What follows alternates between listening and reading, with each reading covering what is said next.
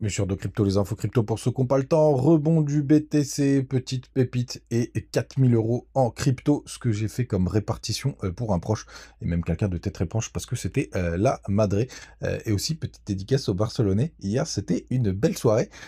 Salut à tous, c'est parti avec un BTC ce matin. 64 400 $, on prend 2,7%. On a Ether qui emboîte le pas, on est au-dessus des 3000 $, 3116 $. Missile Sol qui prend un joli 5% ce matin. Bref, ça rebondit partout. On a Shiba aussi qui prend un joli 7,4%, quasiment pareil pour NIR. On a APT qui prend aussi 6% ce matin. Ça corrige du côté d'OKB, mais souvenez-vous, hier c'était le seul dans le vert. Il perd 4,6%. MKR qui prend 7% ce matin. WIF, un joli 8% aussi. PP qui reprend aussi 10%.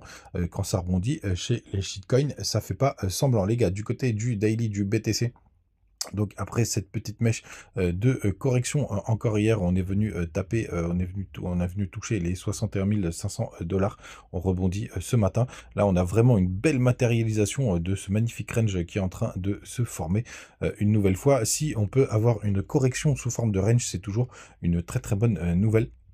Et comme d'habitude, si ça range et qu'on a des petits rebonds comme ça peut faire du bien aux alts. Les alts qui sont quand même fait pas mal défoncer, même si on retrouve un petit peu de couleur ce matin, puisque vous voyez, donc là, on est très droit du côté du cours, alors que ça continue de dégonfler sur le RSI.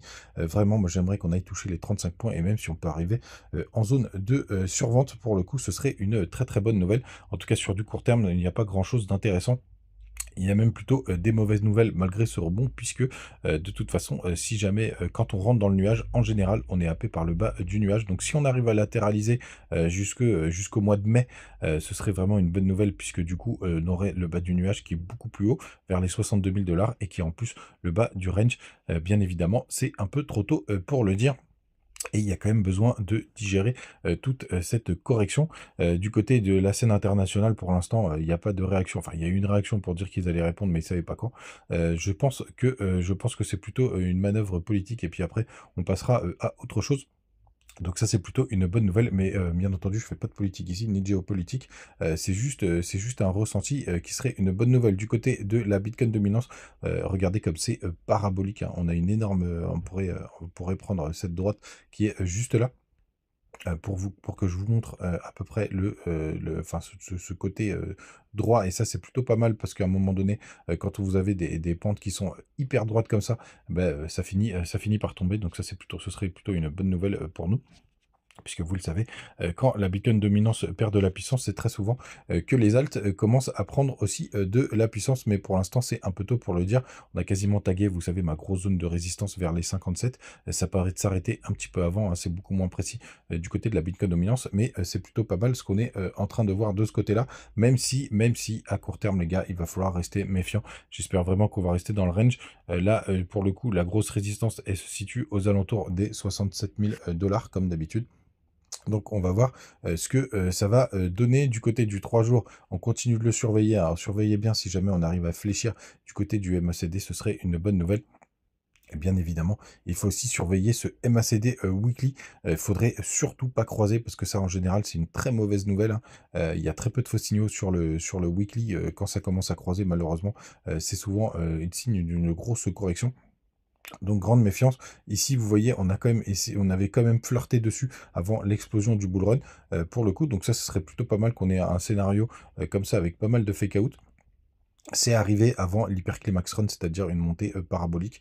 Donc on s'en souvient, c'était aux alentours de septembre 2020. Donc ça, c'est plutôt chouette, hein, les gars, gardez en tête.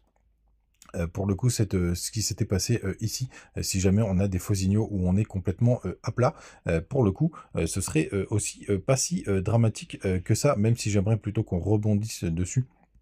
Ce serait plus safe et plus serein pour tout le monde. Bien évidemment, les faux signaux, ça fout toujours le bordel. C'est toujours un peu plus dur à follow. Du côté de la map de liquidité, il y a quand même, ça s'accumule quand même en bas du range, mais ça c'est normal, parce que vous avez tous les traders de range qui se sont positionnés en bas, et donc qui ont mis leur stop juste en dessous.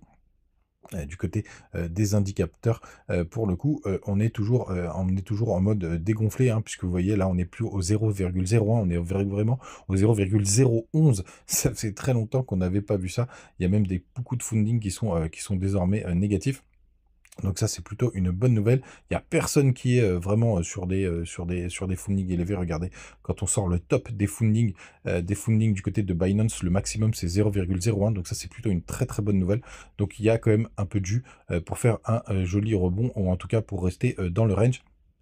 Donc les gars, un peu plus d'opium ce matin, et ça fait du bien. Du côté des petites news, on va commencer directement avec justement ce petit bag crypto. Donc ce qu'il faut savoir, c'est que la Madré, elle était rentrée lors du bull run, et vous la voulez absolument. Je lui ai dit, fais attention, fais safe. Pour le coup, elle était montée avec 5000 $. Elle était montée parce qu'elle est vraiment rentrée très très tard. Elle était montée à peu près à un x2. Bien évidemment, elle a vécu le bear market. Je lui ai dit de plus regarder ses comptes et d'attendre un petit peu, hein, puisqu'on avait, on avait beaucoup qui avaient été piégés, moi le premier, pour aller chercher les 100 000 $. Cette année, on a plus d'indicateurs, donc je pense qu'on va mieux s'en sortir, bien évidemment. Et du coup, tout simplement, voilà la répartition que je lui ai faite. Donc, il y a à peu près, donc là maintenant, il lui reste un peu plus de 4000 $. La répartition, elle est très simple. Il y a à peu près 1500 $ en Bitcoin. Et pour le coup, je lui ai déjà, les gars, je lui ai déjà placé ses ordres de vente. Et sur Bitcoin, je lui ai dit que le maximum, je pense qu'on pourrait faire, en tout cas pour être du safe et pour être sûr de sortir du marché, ce serait un x3. Donc, je crois que c'était aux alentours des 140 000 $. Pour le coup, que je lui ai positionné les ventes de Bitcoin. Bien évidemment, la deuxième crypto que je lui ai mis, c'était à peu près pour 500 $. C'était ETH. ETH, pareil, on était parti sur un x4. Donc non, je crois que je l'ai mis juste en dessous, ouais, vers les 12 000 $. Pour le coup, l'ordre de vente aussi est positionné, donc elle peut sortir du marché. Et bien entendu, on a réalloué le portefeuille, hein. Il y avait des grosses performances du côté de Missile Sol Sol, de Avax, etc. Et donc les deux autres cryptos que je lui ai choisis, c'est RNDR, parce qu'il a fait une grosse correction, et pour le coup, pour moi, c'est un des meilleurs projets. Alors, du côté des trois qui doivent fusionner, bon, déjà, il n'y a plus trop de son, plus d'image, donc pour le coup, pour moi, c'est pas le moment de se positionner dessus, parce qu'on ne sait pas du tout comment ça va réagir. TAO avait pas assez corrigé, donc pour moi, c'était du côté des RNDR, et il avait aussi pas mal performé, que je lui ai proposé de rentrer pour le coup, et donc on a mis à peu près 1000 $ du côté de RNR, puisque vous voyez, il y a quasiment une correction de 40%. On était même à 50% au moment où je suis rentré, puisque je lui ai fait ça ce week-end, pour le coup. Donc pour moi, qui est une des cryptos les plus intéressantes du côté de l'IA, donc un des premiers narratifs sur lesquels elle souhaitait être exposée. On va regarder du côté de la tokenomics, enfin, etc., du côté de l'analyse un peu plus fondamentale. On est 37e au market cap pour le coup. On a fait un nouvel ATH, on a beaucoup de tokens qui sont en circulation, puisqu'on est à 72%, donc plutôt pas mal. Donc ça, c'était bien évidemment le premier projet IA sur lesquels je l'ai mise. Et le deuxième, c'était projet RWA, qui est True Finance, pour le coup, qui est un plus petit market cap. C'est le côté un petit peu dégène. Et pareil, on est rentré dimanche dessus. En plus, c'est joli parce qu'il y a eu un petit rebond.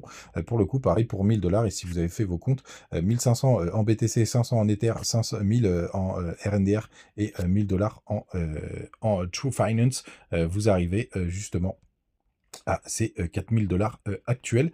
Et c'est comme ça que c'est positionné. Je pensais que ça pouvait être intéressant pour vous. Bien entendu, c'est pas un conseil en investissement, c'est un cas concret que j'ai fait. Et pour le coup, True Finance, il a aussi une énorme possibilité d'évolution. Il y a 91% des tokens qui sont en circulation, et c'est là où on pourra faire aussi un gros multiple.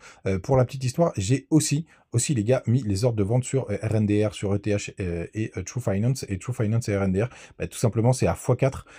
C'est à x5, pardon, parce que c'est limité à x5 par rapport à votre point d'entrée sur BNB, hein, sur Binance, pardon. Et c'est comme ça que je l'ai positionné, comme ça, tout est réglé. Du côté de la petite crypto pépite, mais avant toute chose, les gars, n'hésitez pas à nous rejoindre du côté de Telegram. Vous avez aussi les bonus du côté de Biget, Mexe et BingX. Pour le coup, donc n'hésitez pas à nous rejoindre. Donc hier, je suis rentré sur une nouvelle crypto pépite, pour le coup. Donc, je voulais partager du côté de Degen Cryptopsy. C'est Picasso. Pour le coup, comme je vous disais, je continue de rentrer dessus. C'était mon plan. S'il y avait Pika qui corrigeait, je rentrais dessus. C'est exactement ce qui s'est passé. Vous avez mon point d'entrée juste là, qui est à peu près une moyenne vers les 0,060.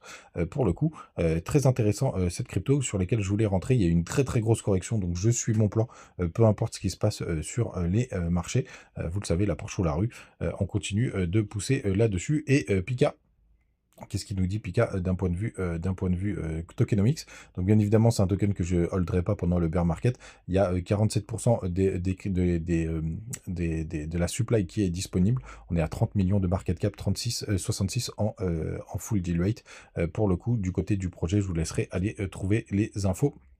Vous avez le Twitter qui emmène vers le site. Vous avez les infos sur ce qu'est Picasso, interoperabilité de restauration alimentée par IBC de Pika. Je vous laisse rentrer dans les détails. Vous savez, on ne fait pas de fonda ici, mais en tout cas, c'est la crypto sur laquelle je suis rentré. Elle est disponible du côté de BingX. Les gars, vous savez tout. Passez une très très bonne journée. Restez très prudents.